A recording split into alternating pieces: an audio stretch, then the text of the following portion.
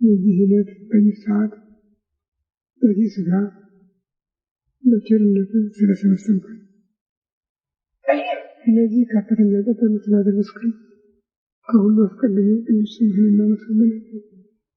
ቸር እግዚአብሔር አምላካችን ሆይ ሁለት ወይም ሶስት ሆናችሁ በስሜ ከተሰበሰባችሁበት እኔም በዚያ በመካከላችሁ እገኛለሁ ያልከውን ቃል ኪዳን እንድታጽናልን በመካከላችን እንድትገኝልን ልናውቀው የሚገባንን የሚጠቅመንን እንድታስተምረን አእምሯችን ሊሸከመው ሊመረምረው ሊረዳው የሚችለውን ምስጢር ልትገልጽልን ቅዱስ መንፈስህን እንድታድርብን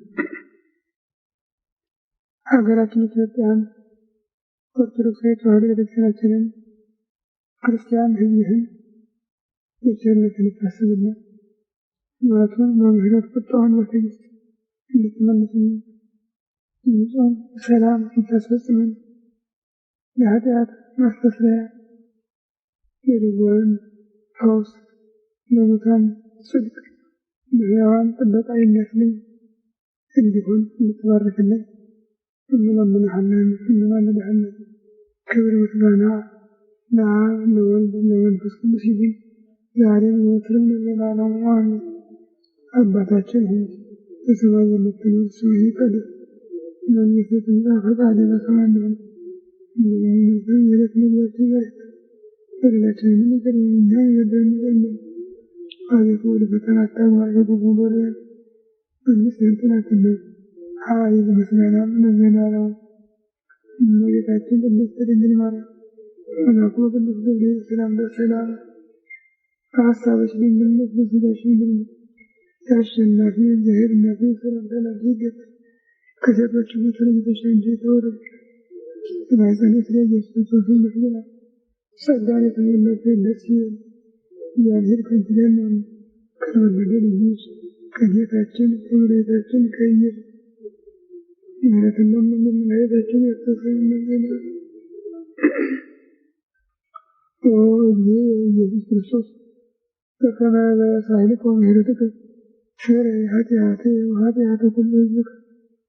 ጌታዬ ኢየሱስ ክርስቶስ እንደ ይቅርታህ እንደ ቸርነትህ ብዛት የእኔንም የሕዝብህንም ኃጢአት አስተስርይ። በማወቅ ባለማወቅ በማሰብ በመስራት በመናገር የተፈጸመ ሁሉ እግዚአብሔር ይባርክልን። መጋቢት 8 ቀን 1999 ዓመተ ምህረት ዛሬ የታላቁ ሐዋርያ የቅዱስ ማትያስ መታሰቢያ የዕረፍት ቀን ነው። የቤተ ክርስቲያን እድገት ከመጀመሪያው ጀምሮ እስከ መጨረሻ ድረስ ሆኖ መገኘት እንጂ የዕድሜ ገደብ የሌለው መሆኑ የታየበት፣ ደረጃው መድረሱ ከተገኘ ፊትና ኋላ መሆን አንዱን ካንዱ እንደማያበላልጥ፣ በስራው በእምነቱ ሞልቶ ከተገኘ ትናንት ከመጣው የመጣው ዛሬ ከመጣው እንደማይበልጥ፣ ዛሬ የመጣውም ትናንት ከመጣው እንደማያንስ የታየበት ይህ ታሪክ ነው፣ የቅዱስ ማትያስ ታሪክ።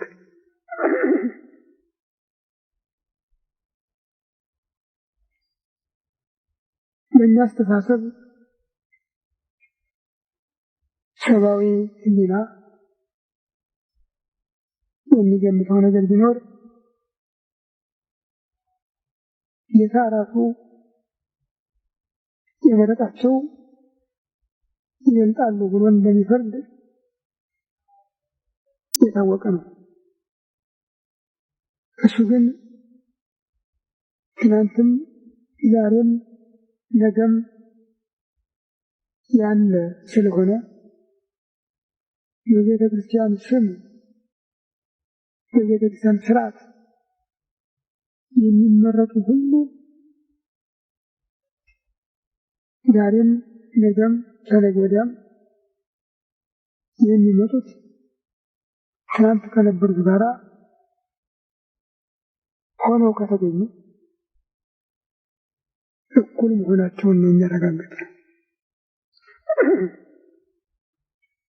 ለዚህ ነው በትንሣኤው ቀን ማታ እስከ አጽናፈ ዓለም ሂዱ በአብ በወልድ በመንፈስ ቅዱስ ስም አጥምቋቸውና ያዘዝኳቸውን ሁሉ አስተምሯቸው እስከ ዓለም ፍጻሜ እኔ ከእናንተ ጋር ነኝ የሚል ቃል የተናገረ በዚህ ምክንያት ነው።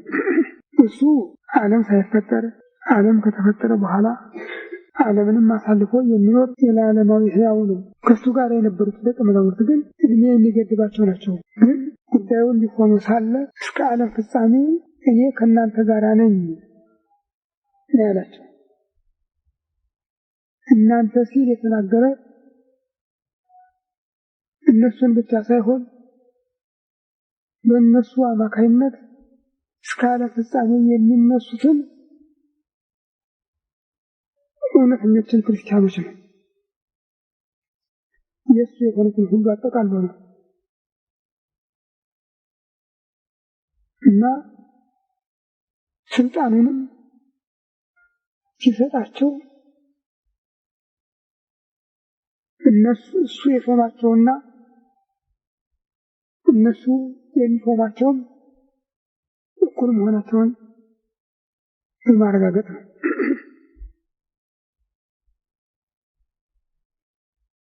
እሱ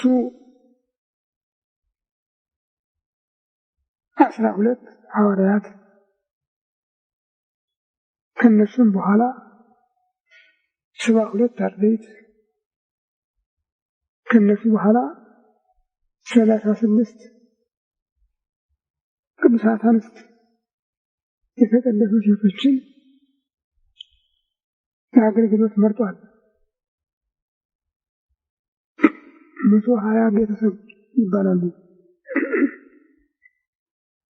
እና የመጀመሪያውን መደብ የያዙት 12 ሐዋርያት ናቸው።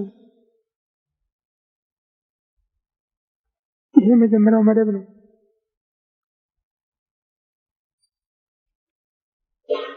ግን በዛው ጊዜ ስራው ተጀምሮ ሳያልቅ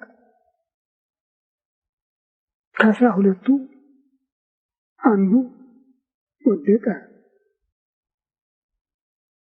በፈቃዱ ተገፍቶ ወደቀ። በፈቃዱ ምርጫውን ለቀቀ። በፈቃዱ አገልግሎቱን ተወ። ከቁጥር ወጣ። የመረጠውን ጌታውን መምህሩን አሳልፎ ለገዳዮች ሰጠ። ኑ ያሳያችኋለሁ፣ የምሰማውን እሱን ያዙ ነው ያላቸው። ጌታና ቅዱስ ዮሐንስ ወንጌላዊ በሁኔታቸው ሁሉ አንድ መልክ ነበራቸው ይባላልና ጌታን ያየ ዮሐንስን ያየ ጌታን አብሯቸው ከሚኖር በስተቀር ሌላ ሰው ለይቶ አያውቃቸውም ነበር። ስለዚህ ይሁዳ እኔ የምሰማውን ያዙ ነው ያላቸው። ሄዶ መምህር እንደምን ዋልክ? ጠላትህን ይጣልልህ ብሎ ጉልበቱን ሳመው። አይ ይሁዳ በመሳም ልታስይዘኝ የመጣህን አለው። ወዳጄ ነው ያለው። እንደውም ወዳጄ በመሳም ልታስይዘኝ የመጣህን ነው ያለው። ያን ጊዜ ነው እንደ ሮማን ፍሬ ተጨፋፍቀው ተረባርበው እላዩ ላይ የወረዱበት። ቀጠሮው ግን እሱ አልነበረም።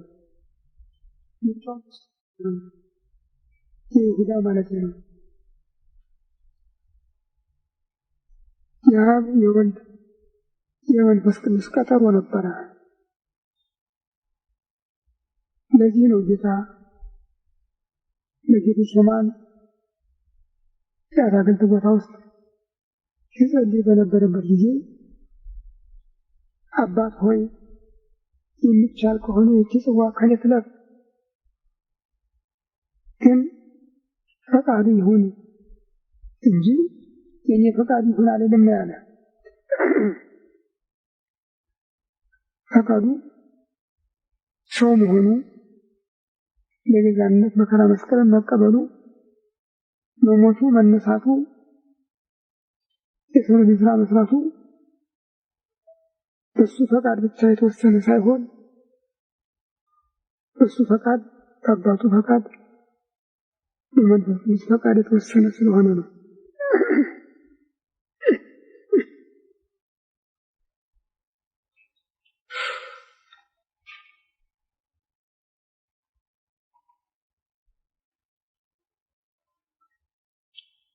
እና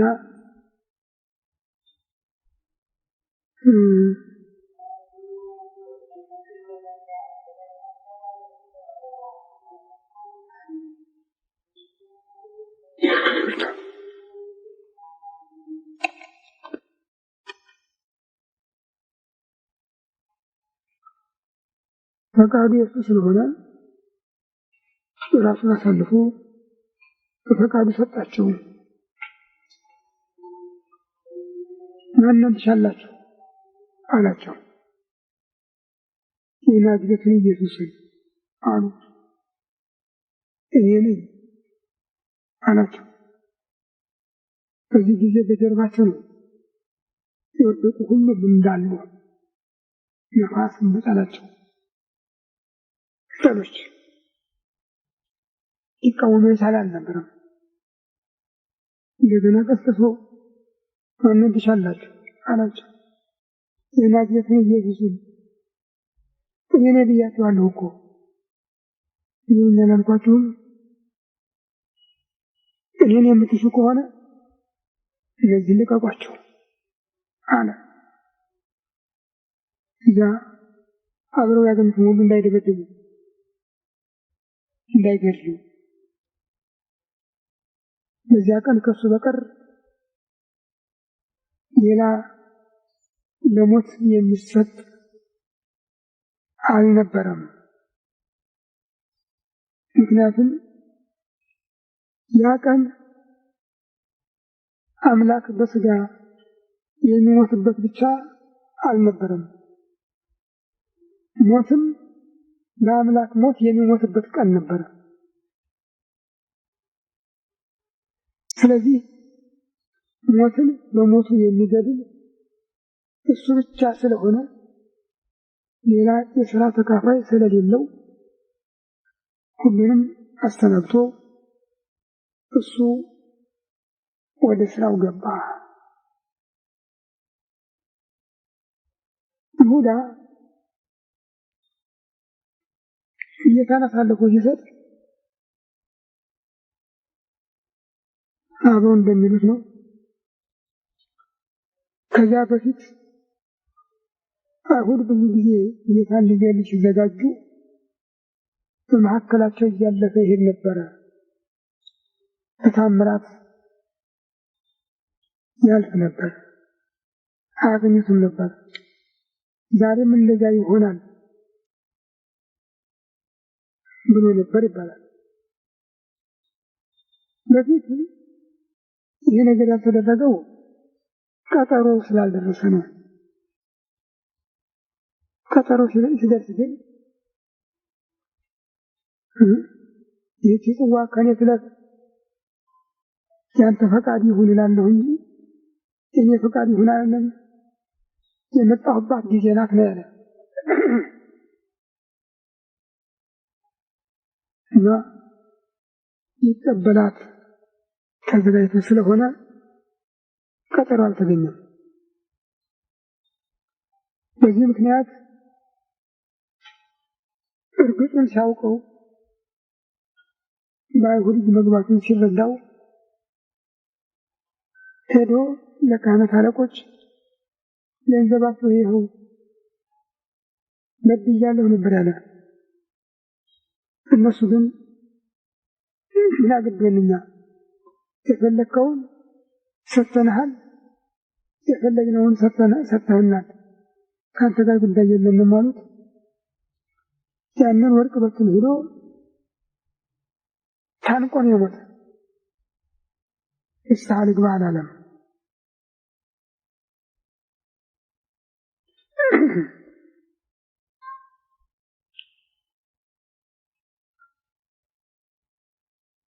ለምን እንዲህ አደረገ? ጌታ ማንም ሰው አንድ ጊዜ ብቻ አይደለም፣ ሁለት ጊዜ ሶስት ጊዜ በንስሐ ከተመለሰ እቀበላለሁ እስከ 7 ድረስ ነው ያለ። ይህን ሲያስተምር ሰምቷል። ለምን አልተጠቀመበትም? ይሄ ምርመራው ከአቅማችን በላይ ነው።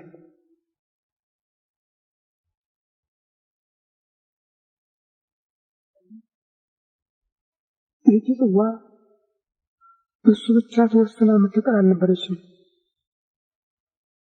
እሱ ስለኛ ተላልፎ መከራ መስቀልን እንደተቀበለ ይህችን ጽዋ እንደተቀበለ እኛም በስሙ የሚደርስብን ሁሉ እንድንቀበል ጽዋው ታድሎናል። ይህች ጽዋ ከኔ ትለፍ ነው ያለ።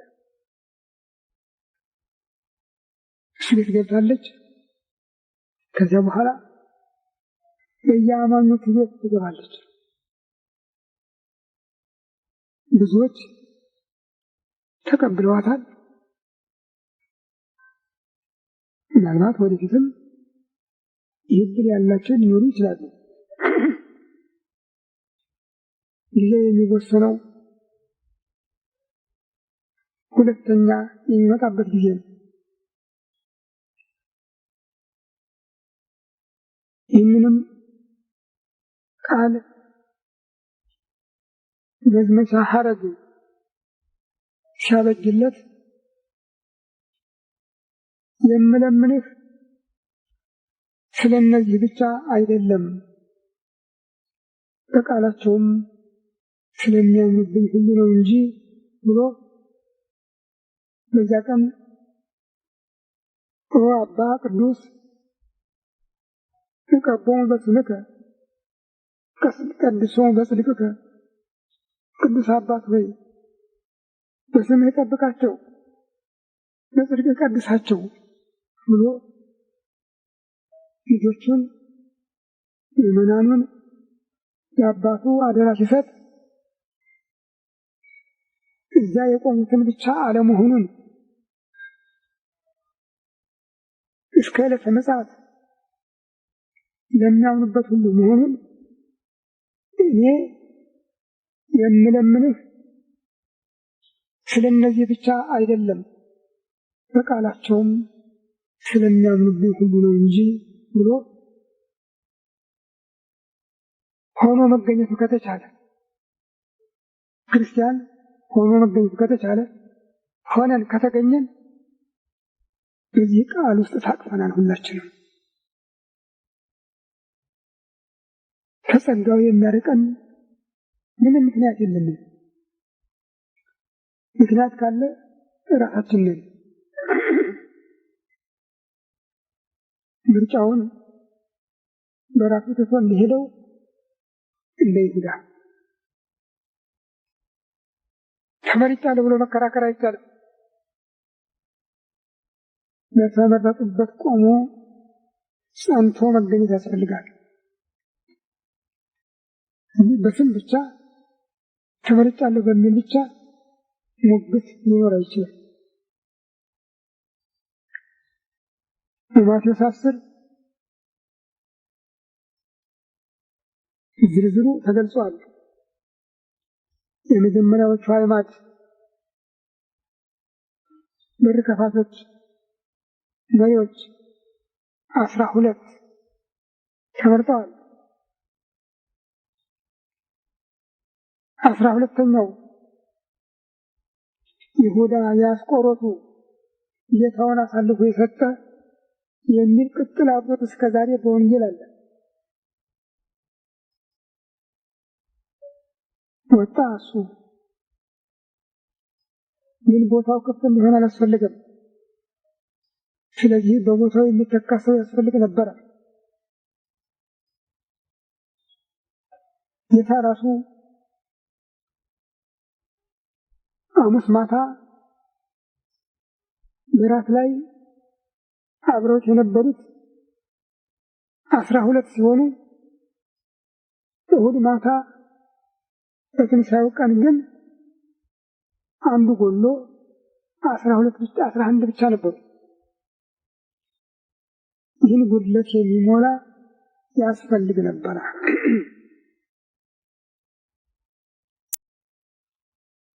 ቅዱስ ሉቃስ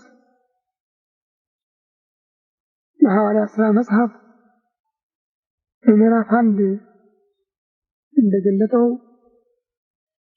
ጌታ በተነሳ በ40 ቀን እንዳለፈው ሁሉ ዛሬም አብሯቸው በማዕድ ተገኝቷል። ያነጋግራቸዋል፣ እንደ አባትነቱ ያባብላቸዋል፣ ያረጋጋቸዋል። ተነስቶ ወደ ደብረ ዘይት ጉዞ ጀመረ።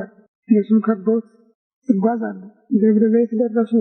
አሁን የመጨረሻ መሰናበቻው ጊዜ ደረሰ።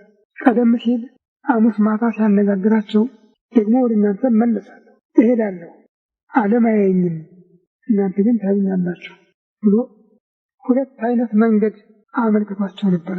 የመጀመሪያው እሄዳለሁ ወደ መስቀል ወደ መቃብር ነበር።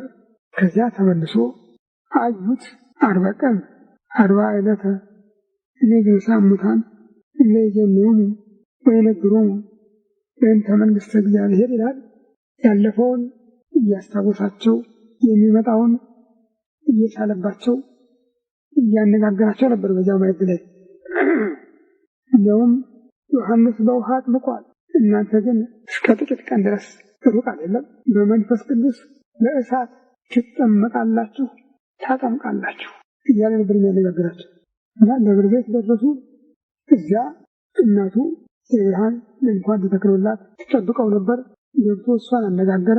ከዚያ ወጥቶ እልፍ አእላፍ መላእክት በደረጃ በደረጃቸው በማዕረጋቸው ተሰልፈው በየምልክታቸው ይጠባበቁት ነበር። ደቀ መዛሙርቱ ይከተሉት ነበር። ጥቂት በጥቂት ግን መሬት እየለቀቀ ሄደ፣ ከእግሩ የሚጨብጠው የሚረግጠው ሳይኖር። ከዚያ ወደ ሰረገላ ኪሩቤል ወጣ። ዓይናቸው እያየ ዓይናቸው ተፈንጥሮ ሊሄድ እስከሚሞክር ድረስ ዓይናቸው እያየ ነው ወደ ሰማይ ያረገ። ልዩ ልዩ የታሪክ መጻሕፍት የነበረውን ግርማ አስፍተው ጽፈውታል። ወንጌል ግን በመካከላቸው ሆኖ እጁን በራሱ ላይ እየጫነ እየባረካቸው ሲሄዱ ደመና ነጠቀችው ብሎ ነው የዘጋው እና አንጋጣው እያዩት ወደ ሰማይ አረገ። 2 ነጭ ልብስ የለበሱ ሰዎች ግን ምን ታደርጉ ቆማችኋል?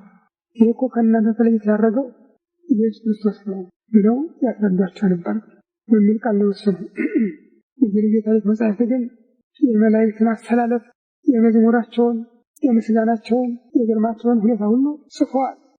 ሊቅ ያሬድም ከዚህ ጠቀስ አድርጎ ጸርሐ ገብርኤልን ሰማይ ዲበ ምድር ሰማይ በየብድ ጻው ተቀበሉ መጻ ወልደ አምላክ ለቤተ ሥጋ ማርያም ወጤው የሆነ ዓለም እናንተ ሰማያውያን ውጡና ተቀበሉ የአምላክ ልጅ የማርያምን ሥጋ ለብሶ የዓለምን ነፍሳት ማርኮ ተመልሷል እያለ ያውጅ ነበር ነው ያለ።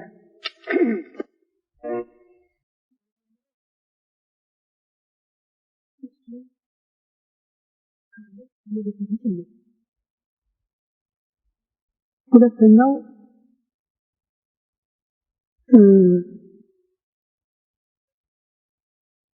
በደውነት የሚቆሙበት ሊቀመኳሶቹ። ሶስተኛ የሰረገላው ነጂ የሚቀመጥበት ነው። ይሄ ገብርኤል አለበት የሚለው የሊቀመኳሶቹ ስፍራ አይነት ማለት ነው። ሚካኤል በቀኝ ገብርኤል ነው ሆነው ያውጁ ነበር። እዚያ ድረስ መላእክት እንኳን ይህን ምስል አላወቁም ነበር። ግን ከዕለተ ዕርገት እስከ ዕለተ ጰራቅሊጦስ በነበሩት በ9 ቀኖች በ9 የመላእክት ከተሞች እየተዘዋወረ ያስተማራቸው። በ10ኛው ቀን በአብ ቀኝ ተቀምጦ መንፈስ ቅዱስን ለሐዋርያት ላከላቸው ነው እና እዚያ ድረስ ሄደው እሱ ካረገ በኋላ ወደ ቤታቸው ተመልሰው ጸሎት አደረጉ። 11 ሐዋርያት ቅዱሳት አንስትም እመቤታችንም በጉባኤው ነበሩ ነው የሚለው ሉቃስ። በዚህ ጊዜ ጴጥሮስ ተነስቶ እናንተ ወንድሞቻችን አለ፣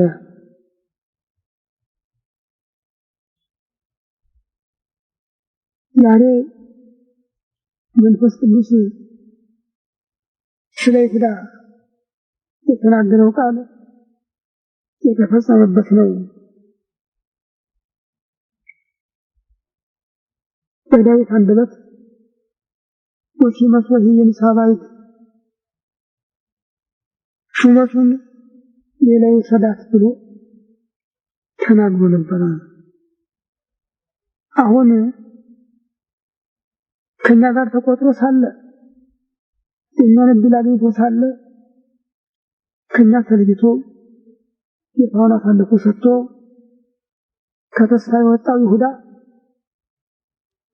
ትቷት የሄዳትን ይህችን መልእክት የሚቀበል ከኛ ጋር ጌታችን ባለበት ጊዜ አብረውን ሲወጡ ሲወጡ ከነበሩ ሰዎች እንመርጣለን አለ። ሁለት ሰዎች ተመረጡ። አንዱ ዮሴፍ ዮስጦስ ይባል የነበረው በርናባስ፣ ሁለተኛ ማቲያስ። ከዚህ በኋላ ቅዱስ ጴጥሮስ እንዲህ አለ፣ አንተ የሁሉን ልብ መርምረህ የምታውቅ አምላክ ይሁዳ ትቷት የሄዳትን ይህችን መልእክት የሚቀበለውን ሰው ከነዚህ ከሁለቱ አንዱን ምረጥ፣ አንዱን ነይ አለ። ዕጣ ተጣለ። ወጻጻዲ በማቲያስ፣ ዕጣው በማቲያስ ላይ ወጣ ነው የሚል። የሚገርመው ለማቲያስ ወጣ አይደለም፣ በማቲያስ ላይ ወጣ ነው የሚል። ምርጫው ለምን ኖሯል? ለክብረ ወንበር፣ ለክብረ ልብስ፣ ለድባብ ጃንጥላ አይደለም ማለት ነው። ይሄ ካልሆነ እንግዲህ ሌላ አለ። ምንድነው እሱ?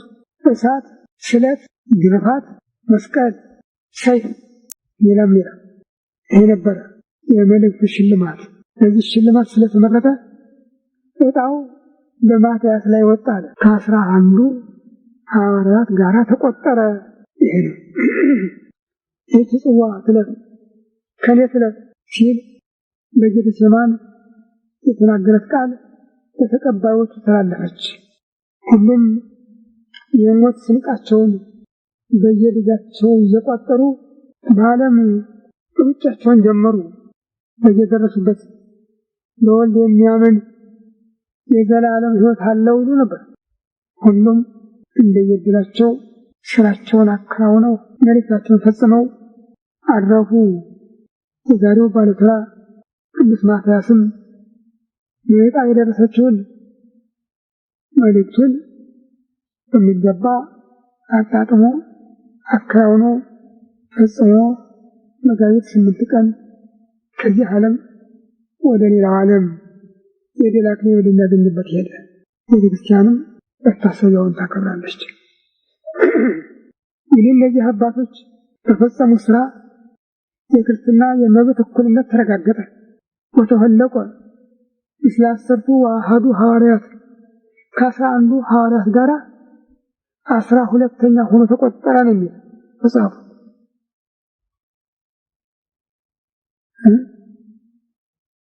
ወተደመረ እስከ 10 ሐዋርያት ከ11 ሐዋርያት ቁጥር ገባ አይደለም የሚል ከ11 ሐዋርያት ጋር ተቆጠረ ነው የሚል ተከተላቸው አይደለም የሚል ከነሱ እኩል ተቆጠረ ነው የሚለው። የተሾመ በኋላ ነው የተሾመ በእነሱ አንብሮት ሄድ ነው። ግን ሿሚው ትናንት እነሱ ላይ ሾመው ነበር። ዛሬ ማትያስ ላይ ሾመው ቁጥሩ ሲሞላ ሱባኤው ሲፈጸም ጌታ በተነሳ በ50ኛው ቀን መንፈስ ቅዱስ በሁሉም ላይ ወረደ። በመንፈስ ቅዱስ ትጠመቃላችሁ ታጠምቃላችሁ እንዳላቸው በመንፈስ ቅዱስ ተጠመቁ። በመንፈስ ቅዱስ ማጥመቅም ጀመሩ።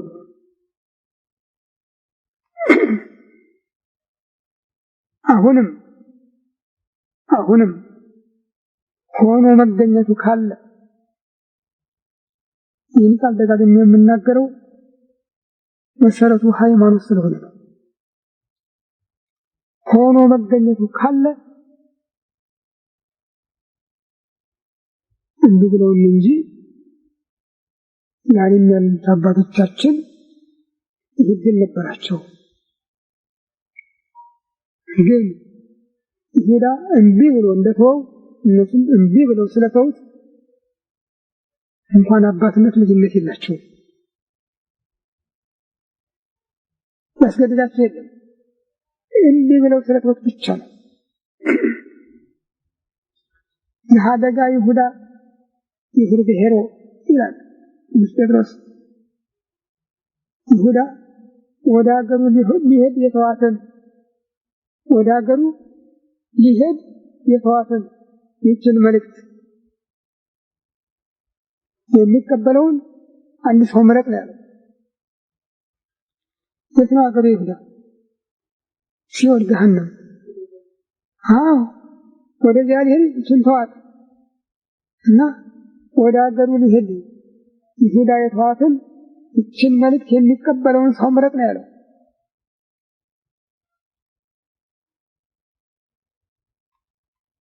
አሁንም እንዴተኞች አያገኟትም። በጉልበትም አትገኝም፣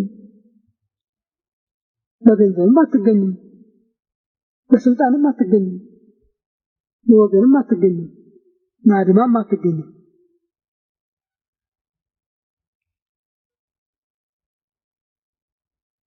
ልብን ኩላሊትን የምታውቅ አምላክ ነው ያለው። አንተ እግዚኦ ማእምረ ኩሉ ልብ ልብ ያጤሰው ኩላሊት ያመላለሰው የምታውቅ አምላክ አርያ ሀደ እመልወደው ከነዚህ ከሁለቱ አንዱን አሳይ ነው ያለው። አንዱን ምረጥ አውጣ ነው። በዚህ ጊዜ ነው የማሳስ ዕጣ ብቅ ያለ።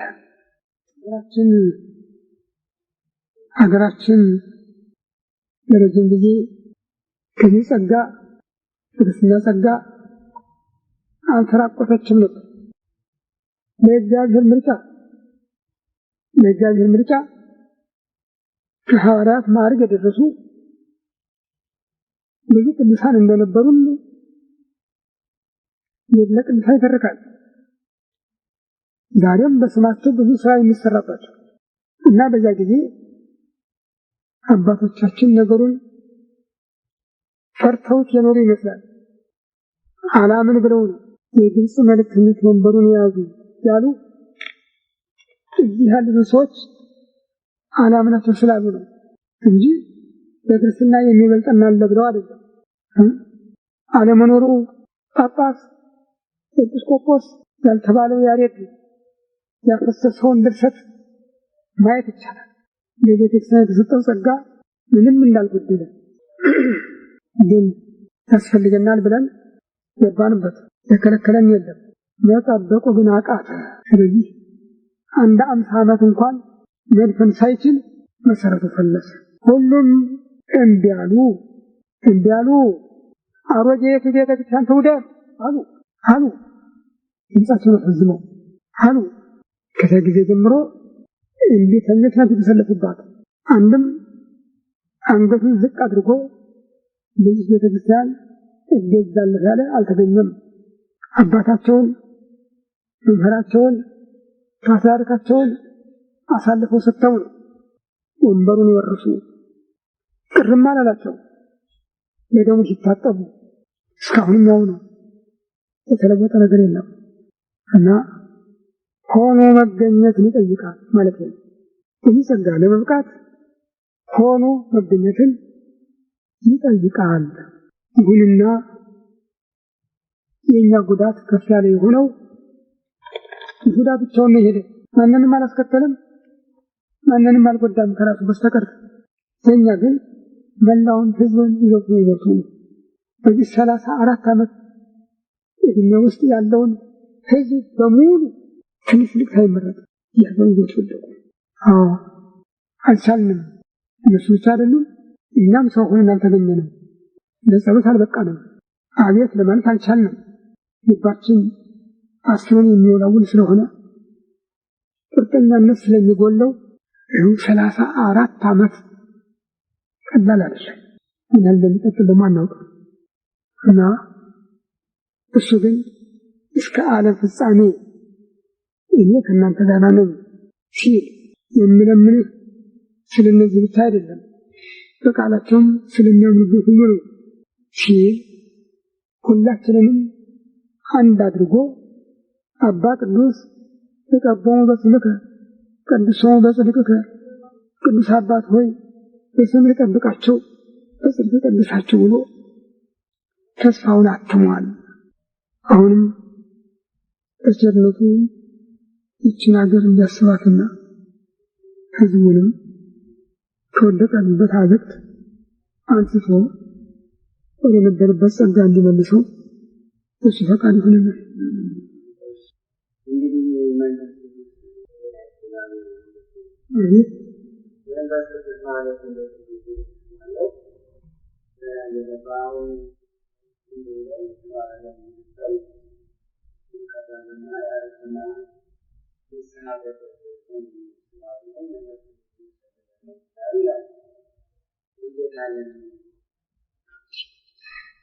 ንስሐ እንገባለን ብሎ ኃጢአት መስራት ተፈቅዷል? ንስሐ እገባለሁ ብሎ ኃጢአት መስራት ተፈቅዷል? አይደለም። በመጀመሪያው አይደል የማይሰራውም ስላለ መንፈስ ቅዱስን የሰደበ አይሰረይለትም ማለት ስላለ ነው የሚተናገረው። ይሰረይ የማይችል ኃጢአት ስላለ መንፈስ ቅዱስን የሰደበ አይሰረይለትም ማለት ኃጢአት እንድሰራ ስጋውን ደሙ እንድቀበልና ኋላ ንስሐ እገባለሁ ማለት እኮ መንፈስ ቅዱስን መስደብ እኮ ነው። መንፈስ ቅዱስን መስደብ እኮ ነው። አያውቅም፣ አያይም፣ ከሱ የተሻለ ብልጥ ነው ማለት እኮ ነው። አትበድሉ ብሎ ያዘዘ መንፈስ ቅዱስ አይደለም? ሳያውቅ ይበድል ሰው ከዛ በኋላ ንስሐ ይግባ እንጂ አውቆ አስቦ ይህን ሰርቼ ንስሐ እገባለሁ ማለት አይቻልም። አይቻልም፣ አይቻልማ። የምን ያለቆስ እኮ ነው እኔ አይደለሁም። መንፈስ ቅዱስን የሰደበ ያለ ባለቤት የእሱን ቃል ልናርም አንችልም። እንደወደዳችሁ ግድ የለም አላለም። መንገዷን እኮ በሚገባ አጥሯታል። ዝም ብሎ አይደለም ያስቀምጠው። ወደ ጠባቡ በር ግቡ፣ ወደ ጠባቡ በር ግቡ። ጠባብ በር አስጨናቂ መንገድ አለች፣ መጨረሻዋ ሕይወት ነው። ምን ማለት ነው? ጠባብ በር አስጨናቂ መንገድ፣ በራስ ፈቃድ አለመኖር፣ ለእግዚአብሔር ፈቃድ ብቻ መኖር እኮ ነው። እግዚአብሔር የሚወደውን ብቻ ማድረግ፣ እግዚአብሔር ያዘዘውን ብቻ መፈጸም እኮ ነው። ጠባብ በር አስጨናቂ መንገድ የተባለችው። ሰፊ በር ሰፊ መንገድ አለ፣ መጨረሻው ጥፋት ነው። ወደዚያ የሚገቡ ብዙዎች ናቸው አለ። የወደዱትን ማድረግ ይቻላል፣ ኋላ ደግሞ በንስሐ መመለስ ይቻላል የሚሉ ቀልደኞች የሚያልፉባት በር ያለች ነች በር። እንደሱማ ቢሆን ኃጥአን የሚባሉ መቼ ነበሩ? በዓለም አይኖሩም እኮ ነበር። ይሁዳንም እኮ ያታለለ ይሄ እኮ ነው። እኔ 30 ብርን ካገኘው እሱ እንደሆነ እንኳን ድንጋይ ሳር ቅጠል አያርፍበትም፣ በሳምራቱ አልፎ ይሄዳል። ይህን ብሬ እንዳትቀራለሁ ብሎ ነበረ። ቀጠሮ መድረሱን አላወቀም። ቀጠሮ ደረሰ፣ እሱ ያሰበው ሳይሆን ቀረ። ተጠጠተ፣ አልተቻለም ነው። በታምረ ኢየሱስ ያን ወርቁን በትኖ ይታነቅ ሲሄድ በዛፎቹ ስር ነፍሴ ከመሁ ከጴጥሮስ ነፍስህ ከመሁከ ንስሐ ግባ የሚል ቃል ይሰማ ነበር ይባላል። እንዲህ ብሎ ነው የተንጠለጠለበት ነው የሚባለው። ለዚህ ነው ሐዋርያው ዘሀደጋ ይሁዳ የተዋትን አውቆ የተዋትን ያለ በዚህ ምክንያት ነው። እና ንስሐ መጫወቻ እኮ አይደለም። እሱማ እድሜ ለፕሮቴስታንት፣ እድሜ ለነጴንጤ በጸጋው ድነሻል፣ ክርስቶስ ሞቶልሻል፣ እናንተ ተጫዋቱ ማምሐ ቅዱሳት በተቀደሰ መሳሳብ እያየን እኮ ነው ቤተክርስቲያን እኮ ነው የሚደረገው። እና ይሄ ቀልድ ነው አባቴ ቃል ተናገረ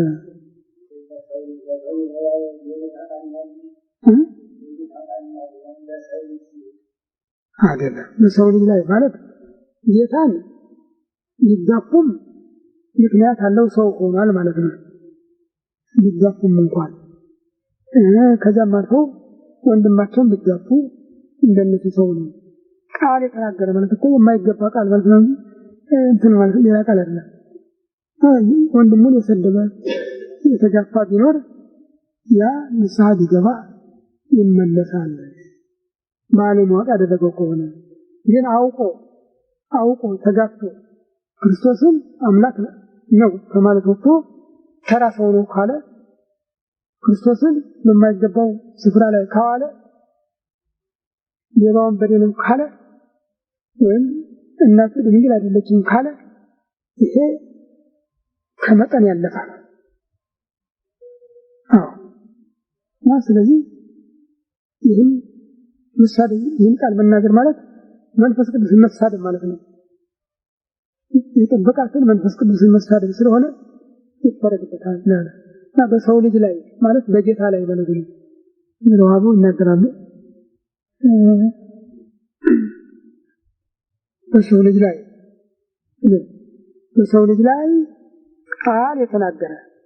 ቃል የተናገረ ማለት አይሁድ ፍጡር ነው፣ አርዮስ ፍጡር ነው፣ አይሁድ የዮሴፍ ልጅ ነው እያሉ ተናግረዋል። ምናልባት ይህንን የማያውቁ ሰዎች ዝም ብለው የሚስን ቃል ሰምተው ተከትለው ከሆነ የሰሙበት ጊዜ ንስሐ መግባት ይችላሉ። እንደ አይነት ሰዎች አውቁ ካደረጉት ግን አይሰረይም። ይህም ቢሆን ማለት ነው እና በሰው ልጅ ላይ ሲል ጌታን የሚመስለንን ወልደ ይጓልን ነው ይላል ራሱ እሱ የሰው ልጅ ያለ ይጠላልና ግን ሰው የሆነበት ምስጢረ ሥጋዌ በመንፈስ ቅዱስ የተፈጸመ ስለሆነ ከዚያ አልፎ ተርፎ እናቱን የሚሳደብ ኃጢአቱ አይሰረይለትም።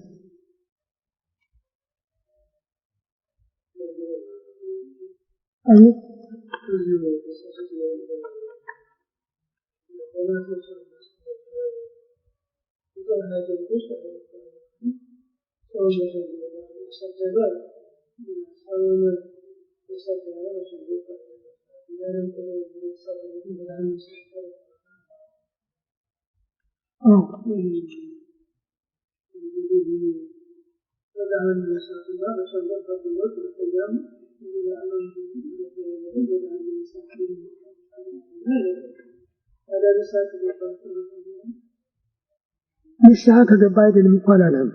አውቆ ካደረገው ነው ያለ። ይህንን ቢሆን አውቆ ካደረገው ዛሬ ልስደበውና ነገ ንስሐ ገባለሁ ካለ አይሆንም። ንስሐ ሊያድነው የሚችለው ድንገት ሰው የደም ፍላት አለበት፣ ይናገራል። እንደገና ቢቀጣት ንስሐ ቢገባ ያ ተቀባይነት አለው። አስቦ ግን ሰውየው አስቦ ልስደበው አሁን ልስደበውና ኋላ ንስሐ ገባለሁ ግን አይሆንም ተቆይ መጽሐፉ የሚለው እንደሱ ነው።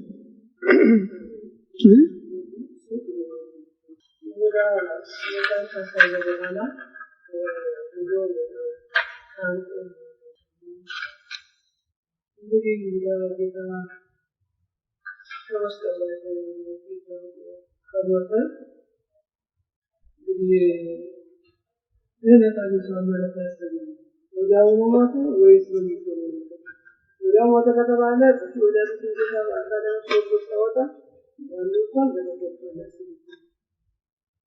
አይ በዲታ ከተባለ ይዘረቻ እኛን የሚያገባን ነገር አለ ለምን ምን ግዴታ አለብን ከሌለብን ምን ያስፈልጋል ምን ያስፈልጋል ወጣ ያለ ይሁዳ ወጣ አለ እኮ ገባ እኮ አላለም ይሁዳ ወጣ ያለ ከማህበር ከወጣ ታዲያ የት ነው መንግስት ሰማይ የሚገባ ለሱ የተፈጠረ ሌላ መንግስት ሰማይ አለ እንዴ ያላችሁ ሰው አላ ከማይገባው ደረጃ ውስጥ አትሄዱ እኛ የምናውቀው ይሁዳ ወጣ በሱ ፈንታ ማፊያስ ገባ ይህን ብቻ ነው መያዝ ያለበት እዛ ሄደ ይህን አላደረክም ይሄ ቀርቶሃል ናጓዝህ ማንሳለን እንለው ነው አሁን ያን ሰውዬ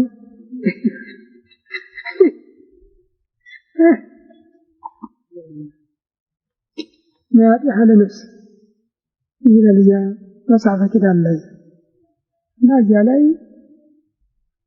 ወደ ንስሐ የሚመልስ በማለት ፈንታ ያጥ ያለ ነፍስን እሱ ከሲኦል ነፍሳትን ይዞ ሲወጣ ከያታዊ ዘጸጋም ከመስቀል ወደ ሲኦል ሲወርድ መንገድ አገኘውና ዛሬማ መግባት ይቻለ መውጣት ነው ብሎ ይወጣ ብለው ይተርካሉ ይህ ከአቅም በላይ መሄድ ነው እኛ የተጻፈው ሁሉ መከተል ያለብን ከተጻፈው ውጭ መሄድ የለም